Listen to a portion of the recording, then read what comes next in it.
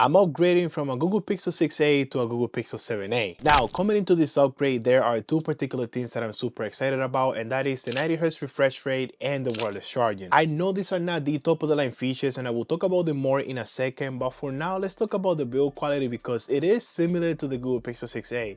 In a sense, we do have to understand that the Google Pixel A lineup is Google's budget phone lineup. With that being said, the Google Pixel 7a is lacking on some of the features and build quality unlike their more premium devices like the 7 or the 7 Pro. But if you're looking to get this phone, do not get discouraged or think that for a second the Google Pixel 7a has bad quality, because it does not. I mean, the phone has aluminum rails, the camera strip is also made out of aluminum, it feels super good in the hand, and honestly, holding this phone feels like you have something premium on your hands. Now, here is where the Google Pixel 7a took a little bit from the Google Pixel 6a. Most of the back of the phone, without counting the camera strip, is actually made out of plastic. The Google Pixel 7a and the Google Pixel 6a have a glossy plastic back, and honestly, it looks like glass. If you show someone the Google Pixel 7a for the first time and you tell them that the back part of the phone is made out of glass, they will definitely believe you. The buttons are super clicky just like any other Google Pixel phone, and trust me, when you're holding this phone, it definitely feels like you're holding a flagship phone. Now, going to the front part of the phone, we are greeted by a 6.1 1080p by 2400 OLED display at 429 ppi. It is a flat display, which I appreciate. The brightness is alright, and when you go outside, it looks pretty decent. Now, the downside of this display is the bezels. Them boys are thick. The bezels are pretty noticeable. They are there. When you first start playing around with the phone, they are really hard to ignore, but you do get used to them. Now, something that does feel good on this display is the 90Hz refresh rate, and let's talk about that next. Now, I have two daily drivers. I use the iPhone 15 Pro Max and I use the Google Pixel 6a every day. So going from 120 Hz to 60 Hz is a huge difference, no questions asked. But going from the iPhone 15 Pro Max to the Google Pixel 7a is not bad at all. Even though it's 90 Hz on the Google Pixel 7a, it still feels super smooth, way smoother than the Google Pixel 6a. Now, I don't know why, it is a little bit funny, but the up to 90 Hz refresh rate is not on by default on this phone. So you actually gotta go on display settings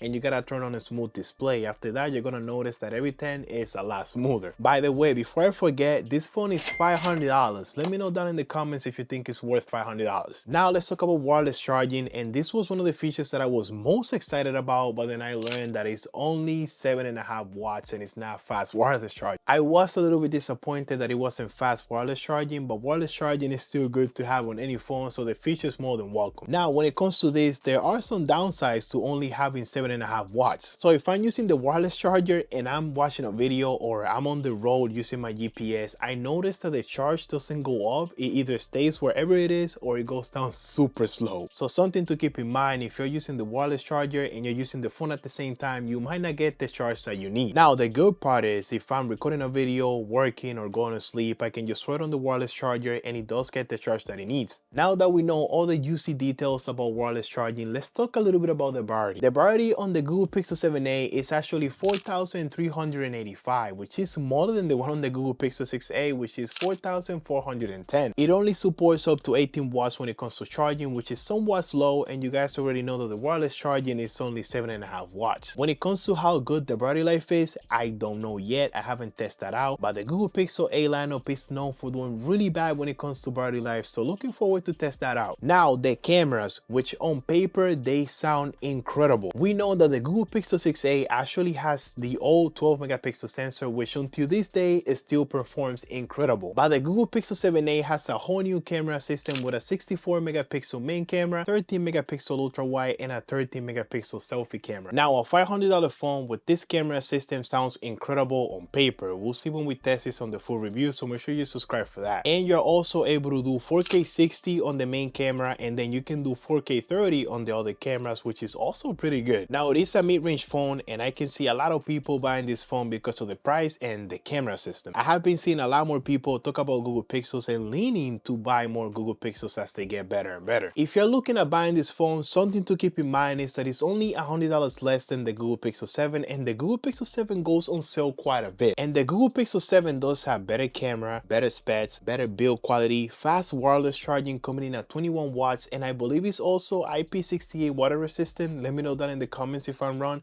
And all that will just give you a way better user experience. If you like the video, let me know by hitting the like button. If you have any questions, drop a comment. And if you like the content on the channel, make sure you hit the subscribe button and stay tuned for more videos, man. Peace out.